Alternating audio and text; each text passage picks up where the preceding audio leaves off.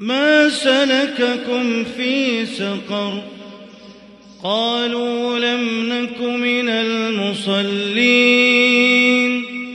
ولم نك نطعم المسكين وكنا نخوض مع الخائضين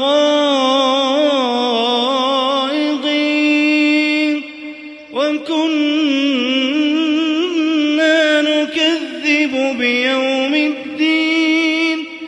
حتى أتانا اليقين فما تنفعهم شفاعة الشافعين فما لهم عن التذكرة معرضين كأن